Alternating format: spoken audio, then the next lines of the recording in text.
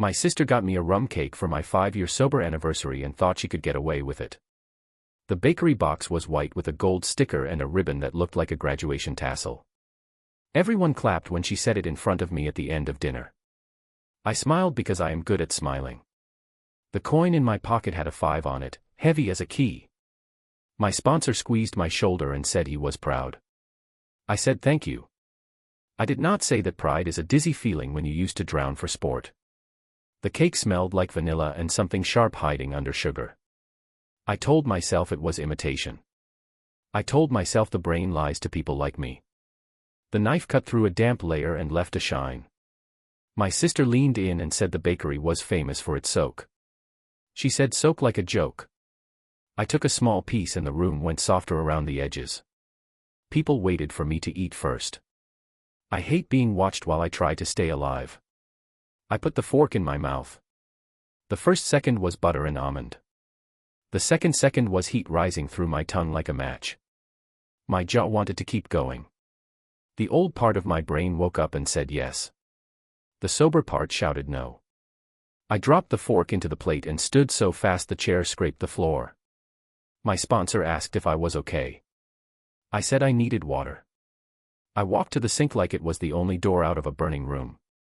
I rinsed my mouth until the cold hurt. I could still taste the bloom of rum. I stared at my reflection and saw the version of me that used to live for that bloom. I said not today. I called my sponsor's phone from the bathroom because I needed both his voice and the proof of a call log.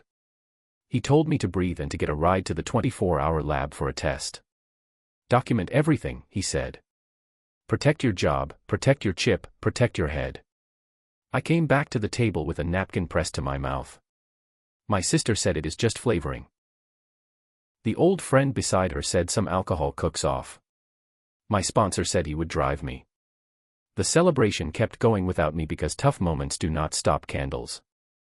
I watched my niece clap at the sparkler and felt both love and the old ache that tells you to run. I said I would be right back. I took a photo of the cake label. It did not list alcohol. I took a photo of the slice glistening like a dare. At the lab, fluorescent lights made the night ordinary. I peed in a cup like a person who has known too many cups. I saved the receipts and asked the tech to note the time. I rinsed my mouth again at the water fountain like it could wash away old years. My sponsor handed me coffee and told me to sleep. I did not. I lay in bed with the coin in my hand and the taste in my teeth and counted reasons. 1 for each day. I said the next right thing out loud until the words felt like wood. When the sun finally slid over the blinds, I was awake, sober, angry, terrified, and stubborn to keep breathing. Page 2. Morning tried to make everything normal. Coffee, a shower, a towel that smelled like detergent and not like a bar. The lab portal showed negative. My hands shook anyway. I took screenshots, backed them up, and sent them to my sponsor and my manager with a short note about an accidental exposure and immediate test. My manager thanked me for the heads up. My sponsor said the only job today was not making it worse. I texted my sister that the cake tasted like rum. She replied that it was flavoring and that I ruined the party. I slid the 5-year coin into my pocket and drove to the bakery on my lunch break. The clerk checked the order number for my photo and scrolled through notes.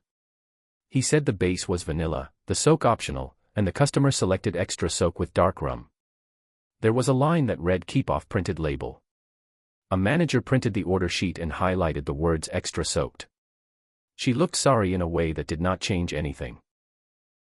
I thanked her and put the paper in a folder I never wanted. Outside, I called my sister. I told her what the bakery said. She said the clerk was wrong. I said I had the printout. She said she wanted it to taste authentic and did not think a little would matter. I said I blew out candles while she watched me put a fork in my mouth. She told me to stop being cruel and hung up. At the meeting hall I made coffee because doing helps. I told the room what happened and said I felt stupid for trusting a cake. They laughed the way we laughed to keep from breaking. I left steadier than I arrived. At home I tried to let it go. I blamed the bakery. I told myself it was a mistake wrapped in frosting. Then the thought landed with the weight of something true. My mother's trust had a sobriety clause. 5 years clean vested my share. For years and 364 days did not. The dinner was last night. The trustee meeting was next week. I opened the file cabinet and found the letter from the attorney. The clause was plain. If I relapsed before vesting, my share paused. A second relapse within a year rolled my portion to the other beneficiary. My breath shortened. I scanned the bakery sheet and my lab result and emailed the trustee. Something is wrong. Please call. While I waited, I did small things. I photographed the cake box and sealed the rest in a bag like evidence, then slid it into the freezer beside a bag of peas. I opened my delivery app and saw my sister's payment the day before. I checked her public transfers. None of it proved anything. All of it smelled like trouble. The trustee called before 5. He sounded careful. He confirmed the clause and said documentation mattered. He asked if anyone would benefit if I failed to vest. I said yes. My sister would receive the whole share if I reset the clock twice. He asked for proof tied to the dessert. I sent the printout and the photos and promised to bring the box. That evening my sister texted a heart and wrote that she hoped I had calmed down. I stared until the screen dimmed. Then I opened a blank note and wrote a list. Ask the bakery for a receipt copy. Request camera footage if they have it. Check delivery time with my neighbor's doorbell cam. Compare the order with her bank transfers. I did not want to live in detective mode. I also wanted to keep my 5 years. Page 3. The neighbor across the hall keeps a doorbell camera because packages vanish in our building. She trusts me to water her plants. I asked to review last night. At 6:20 a driver carried a white box with a gold sticker. At 6:21 my sister met him at the lobby door and signed, waving at the lens like someone rehearsing casual. I saved the clip to a thumb drive. On the drive home the trustee emailed a calendar invite for the morning and forwarded a redacted chain from last month. My sister had asked what proof would be needed if a beneficiary relapsed before vesting. Would a family statement and a receipt be enough? The answer said objective confirmation was required and any allegation would be handled carefully. She replied that she hoped it would not be necessary. My hands shook. I called my sponsor. He said keep doing the next right thing. I said the next right thing might be ugly. He said sobriety is a blunt instrument.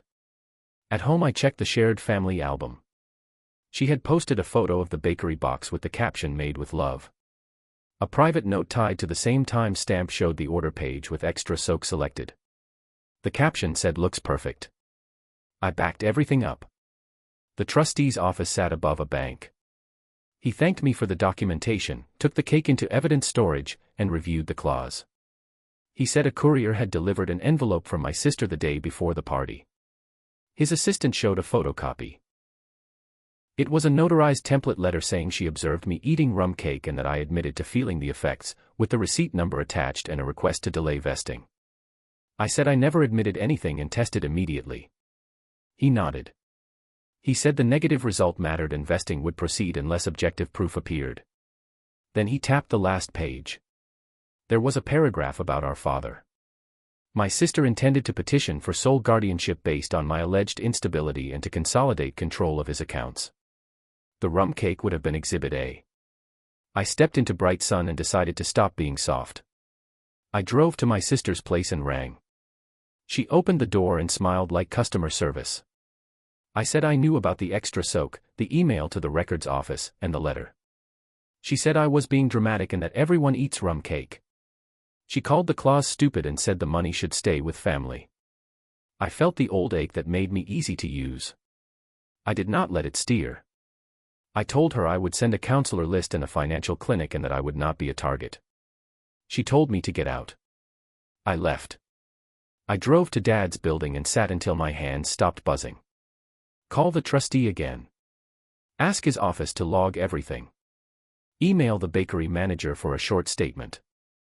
Ask the neighbor to preserve the doorbell clip. Call Dad's doctor and ask for a capacity check. Then I went upstairs and watched the news with him. He dozed, woke, and asked how the cake tasted. I said sweet and complicated. He laughed and patted my knee like when I was a kid. I promised myself the next right thing, loud. Today. Page 4. The follow-up at the trustee's office felt like the last mile of a long run. I delivered the frozen cake, the bakery printout, and the doorbell clip. The trustee thanked me for doing the hard, boring work and said vesting would proceed on schedule. Any delay request would meet the lab result and the clip. An envelope had arrived overnight from my sister's attorney. The letter asked to delay vesting, claiming I ate rum cake and felt the effects. Attached was a draft petition to name my sister our father's guardian, arguing I was unstable. It included old photos from before I got clean and a party screenshot. I called my sister and told her I had seen the packet. She said her lawyer sent it without her knowledge. I said it quoted her. She went quiet, then said she wanted stability for Dad. I said stability does not begin with a cake that could cost me 5 years. I told her any petition would meet records instead of feelings. I called the bakery manager and asked for a signed note that the order requested extra soak and kept alcohol off the label. She emailed it. I forwarded it to the trustee and to my own lawyer. He asked if I wanted peace or precedent. I said both. He drafted a demand to withdraw the petition and acknowledge the rum order, my immediate test, and the negative result, or we would seek sanctions and fees. That night I went to Dad's condo. My sister was on the couch with red eyes. She said slots ate her savings and the cards were late. She said the guardian plan would keep the house safe. She said the trust could help her float a few months and that the cake was a mistake. I heard 2 truths at once. She was drowning. She had thrown me in to make room. I told her I would help Dad with bills and a bookkeeper.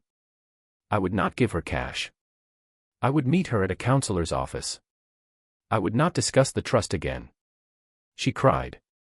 I washed dishes and felt older than both of us that night. The trustee called the next day. The other lawyer withdrew the delay request. The guardianship petition had not been filed. The file now required lab work and independent confirmation for any future claim. He suggested a temporary distance. I thanked him and hung up.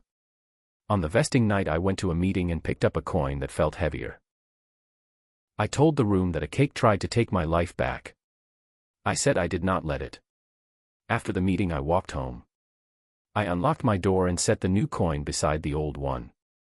I wrote to the trustee and asked that any future notes from my sister about my sobriety be routed through counsel only.